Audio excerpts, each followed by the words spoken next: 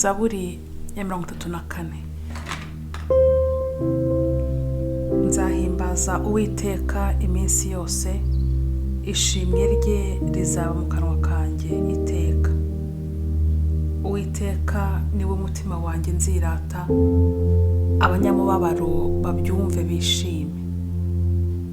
Mufatanye nanjye guhimbaza Uwiteka, dushyirane hejuru izina rye. Nashatse Uwiteka aransubiza, ankiza ubwoba nari mfite bwose. Bamurebyeho bavirwa n'umucyo, mu maso habo ntihasigaye ipfunwe iteka. Uyu munyamubabaro yaratatse, Uwiteka aramwumva, amukiza amakuba n'ibyago bye byose. Marayika w'Uwiteka abambisha amahema yo kugota abamwubaha, akabakiza. Nimusogongere mumenye yuko Uwiteka agira neza, hahirwa umuhungiraho. Mwubahe Uwiteka mwabera mwe bese, kuko abamwubaha batagira icyo bakena. Imigunzu y'intare ibasha gukina no gusonza, ariko abashaka Uwiteka ntibazagira icyo bakena. Bana bato, nimuze munyumve ndabigisha kubaha Uwiteka.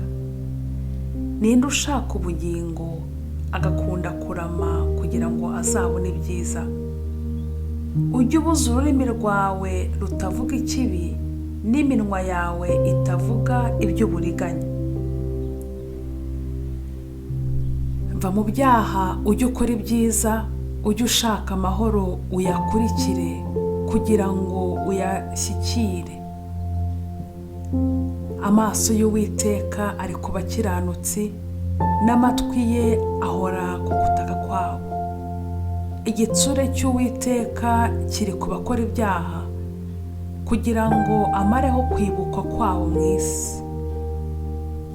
Abakiranutsi baratatse, Uwiteka arabumva, abakiza amakuba yabo n'ibyago byabo byose. Uwiteka aba bugufi abafite imitima imenetse, kandi akiza abafite imitima ishenjaguwe. Amakuba n'ibyago by'umukiranutsi ni byinshi, ariko Uwiteka amukiza muri byose.